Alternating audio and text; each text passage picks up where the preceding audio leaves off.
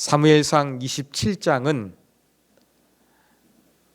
다윗이 사울을 피하여 두 번째 망명 시도를 하게 된다는 그러한 내용입니다. 그리고 망명이 받아들여져서 시글락에서 1년 6개월 동안 어떻게 보냈는지를 27장이 기록하고 있는데, 이러한 내용을 조금 더 자세하게 살펴보도록 하겠습니다. 지난 주 수요일에 살펴봤던 26장 마지막 절은 사울과 다윗의 마지막 만남이라고 말씀을 드렸습니다. 만남을 마치고 사울은 자기의 곳으로 돌아갔고 다윗은 자기의 길로 갔다. 그렇게 26장이 끝이 나고 있습니다. 사울이 자기의 곳 어디로 갔겠습니까? 고향? 그의 왕궁이 있는 기브아일 것입니다. 그런데 모호하게 다윗은 자기의 길을 갔다고만 이야기하고 있습니다. 구체적으로 어디인지 기록되지 않았습니다. 다윗이 어디로 갔을까? 27장에 오니까 다윗은 놀랍게도 가드왕 아기스에게로 망명 신청을 합니다. 1절은 다윗의 이 생각, 다윗의 내면을 보여주고 있습니다. 어떤 생각이 들었습니까? 언젠가 후일에 사울의 손에 붙잡힐 것 같아. 그렇다면 붙잡히지 않기 위해서 블레셋 사람의 도시로 망명하는 것이 좋겠다. 그러면 블레셋 영토로 다윗이 들어가게 되면 사울이 다윗을 더 이상 추격할 수가 없습니다. 자기 통치권에서 벗어나 있는 대적의 영토에 다윗이 머물기 때문입니다. 그리고 다윗이 블레셋 사람에게로 망명했다라는 소식이 알려지게 되면 더 이상 이스라엘 내에서 사울이 다윗을 찾는 것을 포기하게 될 것이다. 다윗은 이러한 생각을 했던 것으로 보입니다. 그리고 현실적으로 이 600명, 가족까지 합치면 아마 1000명 가까이 육박했을 것으로 보입니다. 그 많은 사람들이 숨어 지내는 것은 쉽지 않았을 것입니다. 이렇게 다윗이 두 번째로 블레셋으로 망명을 시도하게 되는데, 그래도 생각보다 많은 성경학자들이 다윗이 블레셋으로 망명한 것은 블레셋을 속이기 위한 간첩 사건이다, 이렇게 해석을 합니다. 그리고 1절에서 기록된 이 다윗의 생각도 진심이 아니라고 하면서 다윗을 상당히 긍정적으로 바라보는 그러한 해석을 합니다. 여러분, 저도 지난 시간에 다윗이 얼마나 하나님의 주권을 확신하는 사람이었는가, 다윗을 칭송하면서 하나님 말씀을 전했습니다. 그렇지만 다윗이 이 블레셋으로 망명하는 것은, 또 이 망명하는 것도 조금 진심이 아니었을 것이다, 숨은 의도가 있었을 것이다, 이렇게 다윗을 영웅화하는 해석은 저는 바람직하지 못하다고 생각을 합니다. 성경이 기록하고 성경이 보여주는 대로 우리는 그대로 믿고 해석하면 될 것입니다. 다윗의 장점이 있으면 본받고 다윗의 단점이 있으면 우리는 반면 교사로 삼으면 되는 것입니다. 하여간 다윗은 부하들과 가족들을 데리고 다윗의 두 아내와 함께 가드왕 아기스로 갑니다. 왜 하필이면 블레셋에 5도시가 있는데 이 가드로 갔겠습니까? 이 블레셋 5도시 가운데 이 가드는 유다와 가장 가까운 곳에 있었습니다. 그리고 다윗이 전에 이 골리앗의 고향이기도 합니다. 이 가드의 정치적 망명을 시도했던 것이기도 했습니다. 그러면 다시 2차 망명 시도를 하게 된다면 다윗이 정말로 반복적으로 망명 시도를 하는 거 보니까 망명하는 것이 진정성이 있겠구나, 이렇게 해석하기 충분했습니다. 그때에는 이 블레셋 진영에서도 다윗을 두려워할 만한 소문이 돌았습니다. 골리앗을 죽인 지 얼마 안 돼가지고 사울이 죽인 자는 천천히요, 다윗이 죽인 자는 만만이다 하면서 이렇게 여자들이 막 노래를 부르면서 이렇게 즐거워했는데, 이러한 소문이 이 블레셋 진영에도 퍼져 있었습니다. 그런데 그러한 다윗을 한번 만나 보니까 막 침을 흘리면서 미친 사람처럼 그렇게 보이기도 했고, 또 실제적으로 이 이스라엘의 왕이 아니라 다윗과 사울이 갈등하면서 쫓기는 신세가 되다 보니까 다윗이 그렇게 두려워할 만한 사람은 아니겠다. 그리고 사울왕과 척을 지어서 도망하는 것을 볼 때에 다윗이 정치적인 망명을 다시 신청한다 할지라도 받아들일 가능성이 상당히 높았다고 보여집니다. 그래서 이번에는 다윗의 망명이 받아들이게 되었습니다. 3절 보십시오. 다윗이 그의 사람들과 저마다 가족을 거느리고 가드에서 아기스와 동거하였는데, 이 동거했다는 표현은 아기스가 내려주는 이 녹을 먹었다는 이야기입니다.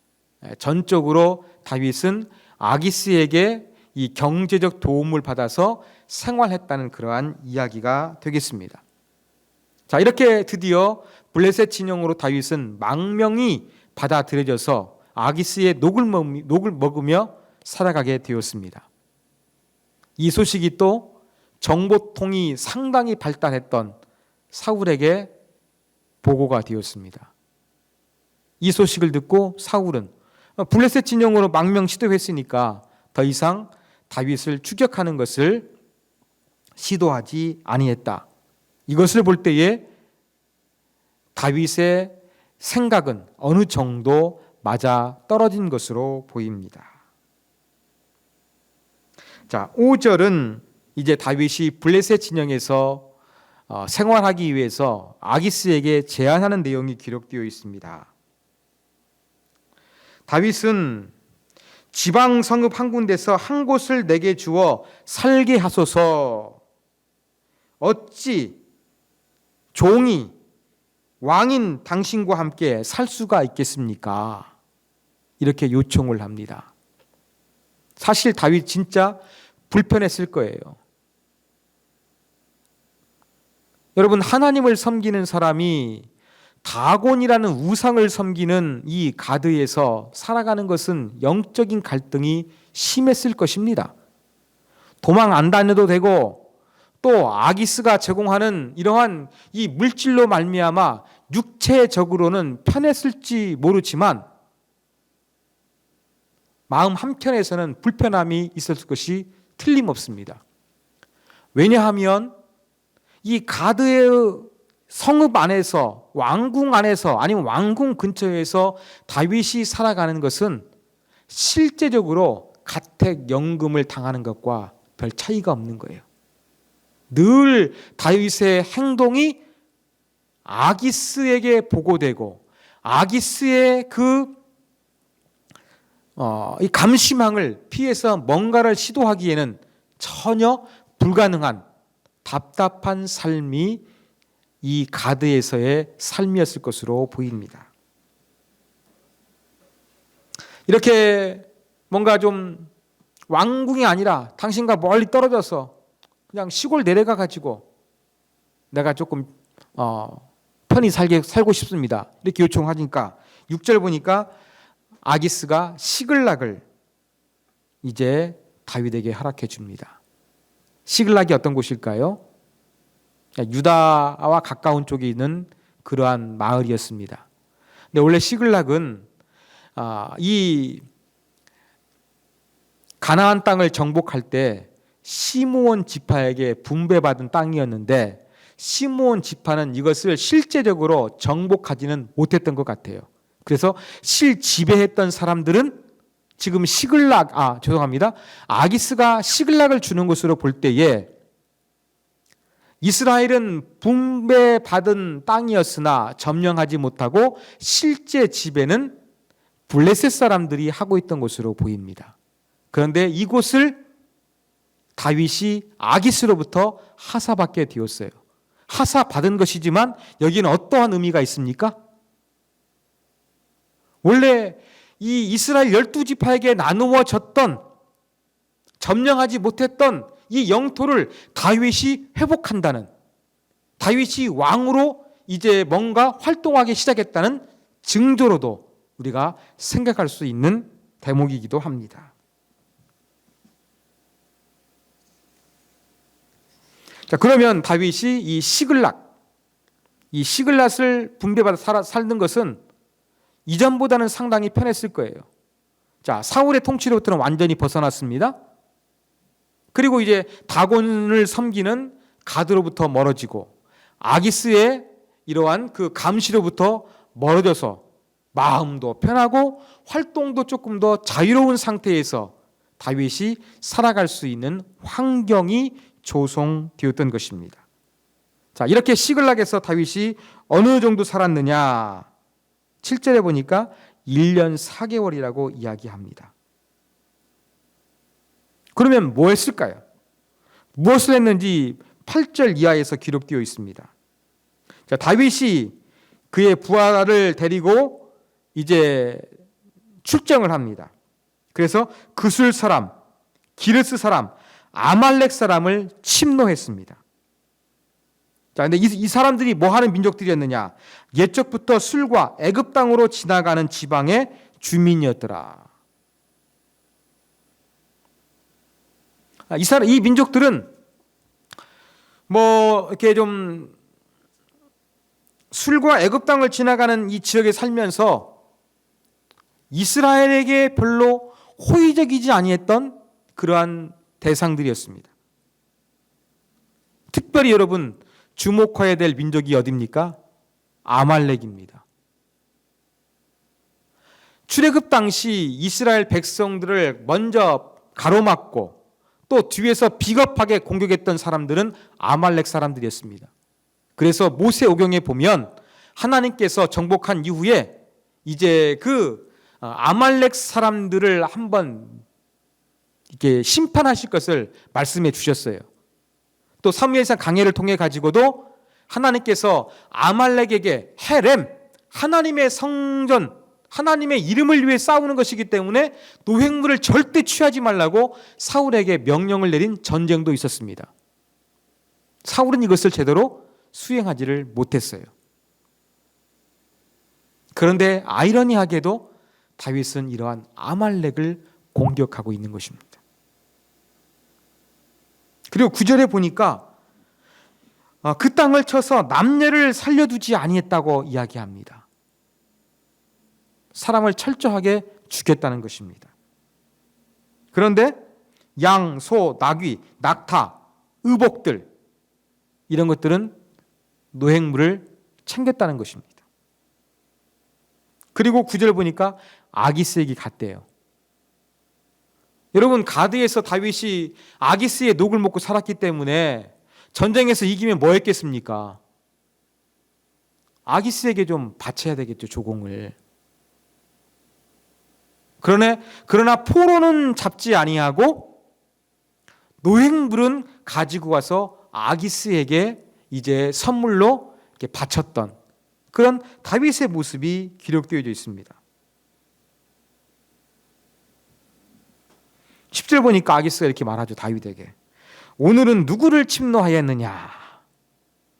다윗이 싸워서 뭔가 이 전리품을 갖다 바치니까 아기스는 좋았겠죠.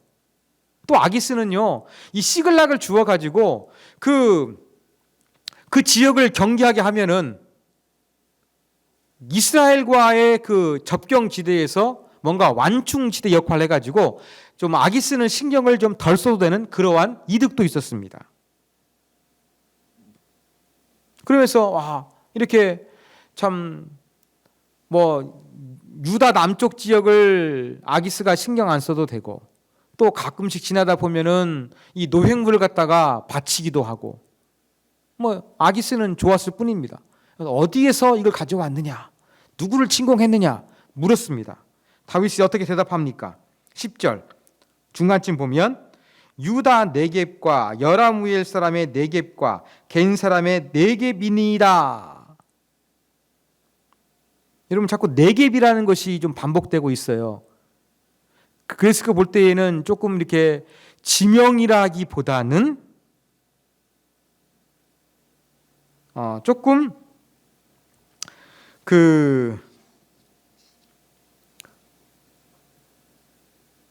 민족과 관련된 그러한 단어의 가능성도 상당히 있어 보입니다. 자, 그런데 여기서 우리가 살펴볼 것은 유다 네겝, 유다 어떤 특정 지역이든지 유다의 민족도 살고 있는 지역으로 보입니다. 그 다음에 여라무엘 사람의 네겝, 겐 사람. 자, 여라무엘 잘 모르시죠?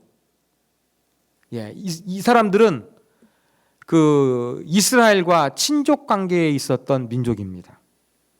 그 다음에 겐 사람, 모세의 장인이 겐 사람이었습니다.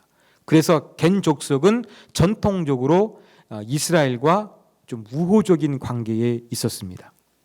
그러면 다윗이 지금 아기스에게 공격했다고 언급하는 대상을 보십시오. 유다 지역 남부를 침공했다?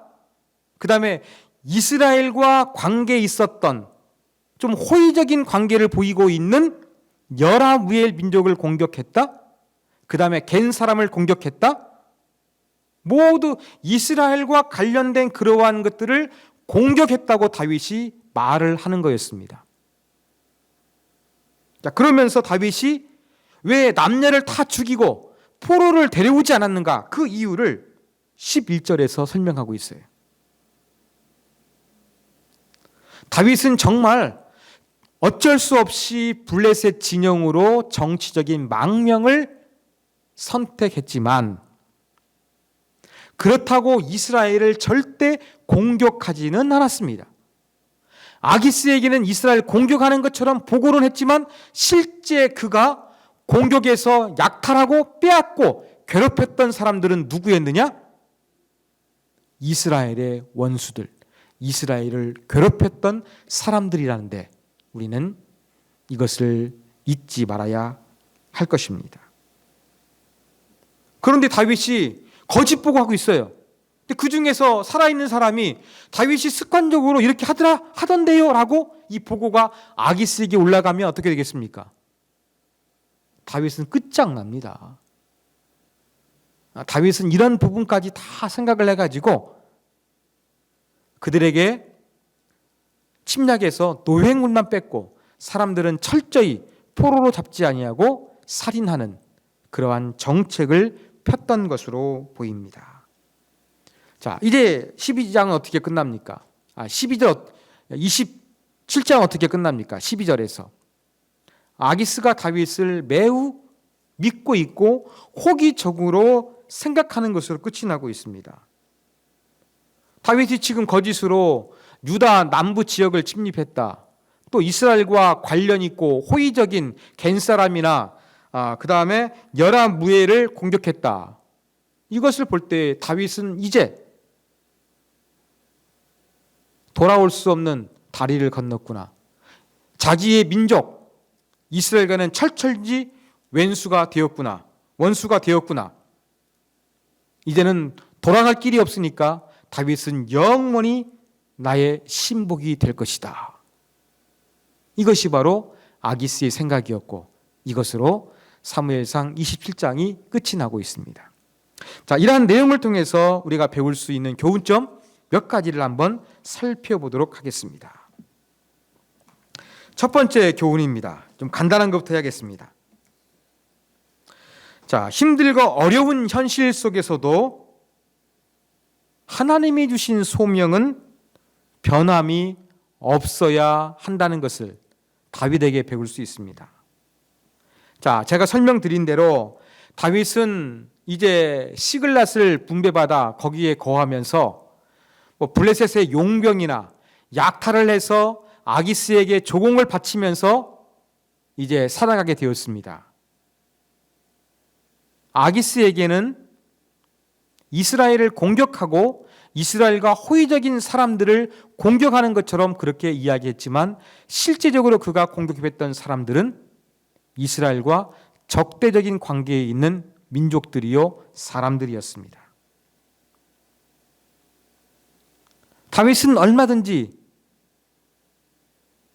자기의 정보를 사울에게 제공한 유다 10광야 근처에 이 10사람들, 그러한 사람들을 보복할 수도 있었을 것입니다. 하지만 오히려 다윗은 이스라엘을 보호하는 그러한 모습을 보여주고 있습니다. 비록 사울에게 쫓겨서 어쩔 수 없이 정치적인 망명은 선택했지만 그래도 자기가 왕이 될 것을 생각하면서 내가 왕이 되는데 왕으로서의 또한 참 채통에 쓰지 않거나 부끄러움이 있는 그러한 행동을 행하지 않았다는 것입니다. 자기가 왕이 될 것을 염두에 두고서 하나님께서 주신 사명과 소명이 있으니까 그것을 붙잡고 거기에 거스리는 행동을 하지 않은 이 다윗의 모습을 여기에서 우리는 볼 수가 있습니다. 그렇습니다. 사랑하는 여러분, 저와 여러분들도 환경이 어려워지고 또 내 위치가 변했다고 해서 하나님이 주신 사명, 하나님이 허락하신 소명에 대해서 우리가 이것을 소홀히 여기는 어리석음을 범해서는 안 될 것입니다. 힘들고 어려울 때 감정적으로 행동하기가 쉽습니다. 이런 부분들을 조심하면서 감정적으로 현실만 바라볼 것이 아니라 힘들고 어려워도 하나님이 주신 소명, 내게 주신 사명, 이런 부분들을 놓치지 않는 하나님이 사람이 되어야 한다는 것을 다윗을 통해서 우리는 배우게 됩니다. 자, 두 번째 교훈입니다. 두 번째 교훈은 하나님의 주권을 신뢰하는 믿음도 넘어지고 흔들릴 수 있다는 사실을 우리가 명심해야 되겠습니다. 설교 서두에 제가 말씀드린 것처럼 저는 다윗을 상당히 믿음의 사람으로 그렇게 말씀을 드렸습니다. 하나님의 주권을 철저하게 믿고 있는 다윗의 모습, 제가 감명을 받았고 그러한 내용으로 여러분들에게 설교했던 기억이 생생합니다. 그런데 27장에 오니까 다윗이 완전히 360도 달라집니다. 어떻게 해요? 다윗은 하나님의 주권을 믿으니까 평안히 거한 것이 아니라 블레셋으로 정치적인 망명을 시도합니다. 이것을 일부 학자들은 긍정적으로 이 블레셋을 속이는 것으로 그렇게 해석을 하지만 다윗의 속마음이 진짜 그게 아니지 않습니까? 성경 기록을 보면 사울을 두려워해서 더 이상 사울이 나를 추격하지 못하도록 이러한 계산을 해가지고 블레셋으로 망명한 거 아닙니까? 틀림없습니다. 아니, 그러면 이 다윗의 모습 보면 이것은 불신앙의 모습이에요. 26장에서는 사울을 죽일 수 있는 두 번의 기회가 있음에도 불구하고 하나님의 주권을 믿고서 그의 목숨을 해하지 아니했는데, 확실한 믿음을 보여줬는데 그 확실한 주님의 주권을 믿고 있는 사람이 이제는 사울을 두려워해가지고 어떻게 합니까? 정치적인 망명을 시도하고 있습니다. 이거 어떻게 해석해야 될까요? 여러분, 다윗이 하나님의 주권을 철저히 믿는 모습과 하나님의 주권을 신뢰하지 못하는 모습처럼 보이는 이 모습이 동시에 나타나고 있는데 우리가 이것을 어떻게 받아들여야 할까요? 일부 학자들처럼 27장의 다윗은 숨은 의도를 가진 영웅으로 우리가 해석해야 될까요? 제가 볼 때는 그렇지 않습니다. 성경이 보여주는 대로 그대로 해석하고 믿으면 됩니다. 그러면 다윗을 어떻게 받아들이면 되겠습니까? 다윗은 철저하게 하나님의 주권을 인정하는 사람이었습니다. 그러나 어느 순간 다윗도 그 하나님의 주권을 믿다가 흔들리는 믿음이 있다는 것을 우리가 그대로 그냥 믿으면 되는 거예요. 다윗도 지쳤을 것입니다. 광야 생활도 신물났을 것입니다. 언제까지 불안에 이렇게 젖어가지고 기약 없는 삶을 살아야 될 것인가 힘들었을 것입니다. 하나님의 뜻이 분명히 나타난 증거들이 차고도 넘침에도 불구하고 이렇게 다윗은 철저하게 한순간에 무너지고 말았습니다. 다윗의 이러한 두 가지 모습 있는 그대로 받아들이면 됩니다. 왜요? 저와 여러분에게도 얼마든지 그러한 모습이 나타나기 때문에 그렇습니다.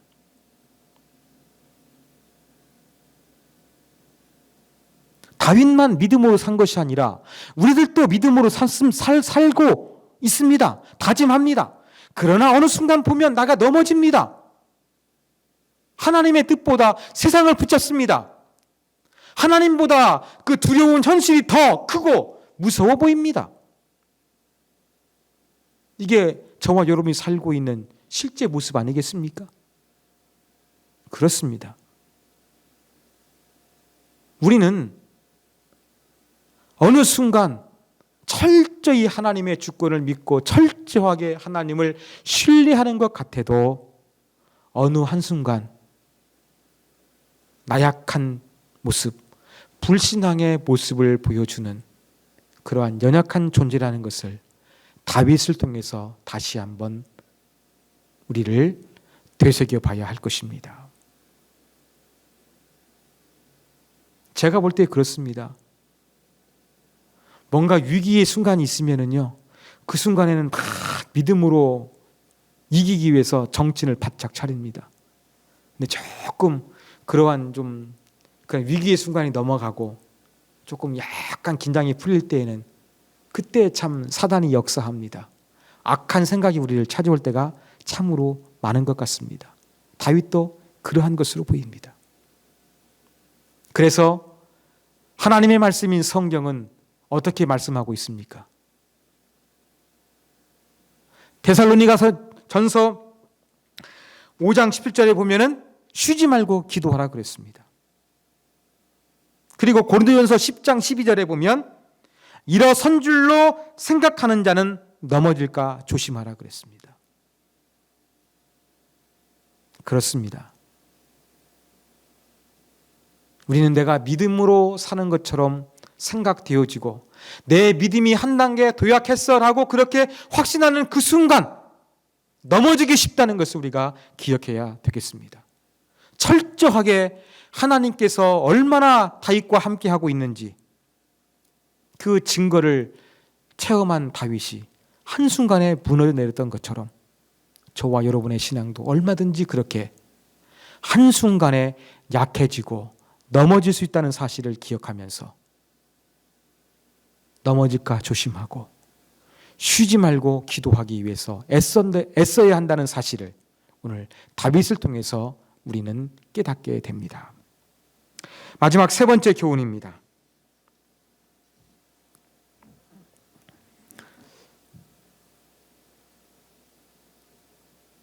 세 번째는 다윗이 블레셋 진영으로 망명해서 살았던 삶에 대한 평가가 어떠했을까? 한번 이것을 우리가 생각해 보는 것이 중요하다고 여겨집니다. 블레셋 망명을 했다는 것은 그들의 신을 선택한다는 것이요, 아기스의 부하로 살아간다는 그러한 의미입니다. 그렇다면 다윗은 상당히 불편한 마음을 갖고 있었을 것입니다. 마음만 불편한 것이 아니라 노략질에서 유다를 침공했다고 이야기하지만 이스라엘의 적들을 침공했기 때문에 이 거짓말하는 것도 상당히 신경 쓰이고 힘들었을 것입니다.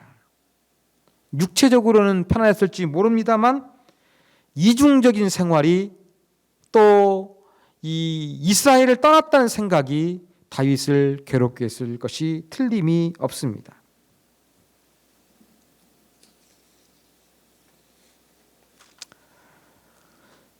그 가운데서 거짓말하기 위해서 다윗이 뭘 했습니까?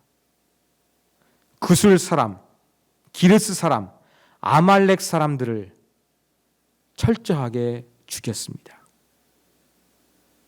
여러분, 제가 전쟁에는 두 가지 전쟁이 있다고 말씀을 드렸죠? 인간이 뭔가 이득을 얻기 위한 전쟁과 신을 위한 헤렘, 성전이 있다고 말씀을 드렸습니다. 하나님을 위한 전쟁에서는 인간이 전리품을 취할 수가 없었습니다. 다윗은 지금 헤렘, 하나님을 위한 전쟁이 아닙니다. 노획물도 전부 다 버려버리고 사람도 전부 다 죽여버려야 되는 그러한 상황은 아니었습니다. 그런데 다윗은 그 이중적인 생활을 감추기 위해서 어쩔 수 없이 다윗은 구술 사람, 기르스 사람, 아말렉 사람을 한 명도 빼놓지 않고 철저하게 죽여야 하는 그러한 잔인함을 보이게 되었습니다. 이렇게 다윗의 잔인한 생존 전략을 우리는 어떻게 생각해야 될까요? 그리고 하나님께서는 다윗의 이러한 잔혹한 생존 전략을 어떻게 바라보셨을까요? 한 번쯤은 생각해 볼 만한 문제라고 여겨집니다.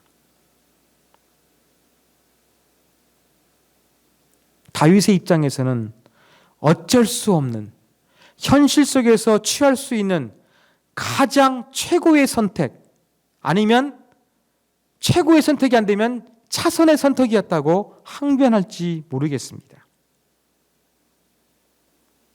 그러나 다윗의 행동은 결코 지지받을 수가 없습니다. 왜냐하면 다윗의 행동은 무자비하고 계산적이며 거짓말을 일삼고 있기 때문입니다. 하나님께서 당장 어떠한 평가를 내리시지 않은 것처럼 보입니다만 하나님이 때를 기다리셨던 것으로 보입니다. 시간이 많이 지나 사울이 죽고 다윗이 이스라엘의 왕이 됩니다. 사울의 잔당들이 다윗의 왕위를 인정하지 않습니다. 시간이 지나서 모든 세력들을 다 제압하고 다윗이 통일 이스라엘의 왕이 되었습니다. 왕궁을 지은 다윗은 하나님의 성전을 짓고자 했습니다. 그때 하나님께서 다윗에게 무엇이라고 말씀하셨습니까? 역대상 22장 8절 말씀 제가 읽어드리겠습니다. 여호와의 말씀이 내게 임하여 이르시되 너는 피를 심히 많이 흘렸고 크게 전쟁하였느니라. 내가 내 앞에서 땅에 피를 많이 흘렸은즉 내 이름을 위하여 성전을 건축하지 못하리라. 하나님께서 다윗이 정말로 그 헌신하는 마음으로 하나님의 성전을 짓고자 했지만 하나님께서 거부하셨습니다. 거부하신 하나님의 논리가 무엇이었습니까? 전쟁에서 피를 많이 흘렸다는 겁니다. 이게 어떤 뜻일까요? 저도 단순하게 생각했습니다. 지금까지. 이 말씀은 다윗이 그냥 전쟁을 많이 해가지고 또 전쟁하다 보면 사람을 죽일 수밖에 없기 때문에 하나님께서 이 피를 많이 흘린 다윗이 성전 짓는 것을 기뻐하지 아니하셨구나. 저도 그렇게 생각을 했습니다. 그런데 피를 심히 많이 흘렸고 크게 전쟁을 하였느니라. 꼭 이 구절이 전쟁만 많이 했다는 의미일까요? 그렇지가 않죠. 필요 이상으로 잔인하게 사람을 죽인 것입니다. 그술 사람, 기르스 사람, 아말렉 사람, 자기의 거짓말을 숨기기 위하여 다른 이방의 민족들의 생명을 조금은 잔인하게 죽여야 했던 것, 이것이 바로 하나님이 평가하신 너는 피를 심히 많이 흘렸고에 해당하는 것이라고 저는 확신합니다. 그래서 하나님은 다윗이 성전 짓는 것을 거부하시고 그의 아들에게 넘기셨던 것으로 우리는 이해할 수 있습니다. 사랑하는 여러분, 이러한 다윗의 모습을 통해서 우리는 어쩔 수 없이 뭔가 악을 행했다는 것, 거짓말을 했다는 것, 한두 번쯤은 우리는 그렇게 좋게 여길 수도 있습니다. 그러나 그것을 지속하다 보면 다윗이 전쟁을 통해서 필요 이상의 생명을 죽여야 했던 것처럼 거짓말이나 계산적으로 뭔가 숨은 동기를 가지고 행동하는 것은 하나님 보시기에 아름답지 못하고 정당화될 수 없다는 사실을 저와 여러분이 기억했으면 좋겠습니다. 그렇기 때문에 아까 두 번째 교훈에서와 연결이 됩니다. 일어선 자는 넘어질까 조심하라. 쉬지 말고 기도하라. 하나님께 기도하며 넘어지지 않기 위해서 정말로 지혜를 구해야 할 것입니다. 어떤 것이 정말로 내가 하나님께 영광을 돌려드리고 시간이 지나서도 하나님 보시기에 아름답고 부끄러움이 없는 그러한 모습으로 살아가고 결단하고 행동할 것인가? 이것을 분명히 하기 위해서 우리에게 필요한 것은 기도입니다. 다윗은 블레셋으로 어쩔 수 없이 정치적으로 망명했다. 항명할지 모르지만 이것은 분명히 불신앙이었습니다. 그리고 그 불신앙 때문에 블레셋을 속이고 또 이스라엘을 침략하지 않기 위해서 전쟁하다가 잔인하게 많은 생명을 해치었던 그런 다윗의 모습은 어떠한 경우에도 정당화될 수 없는 것입니다.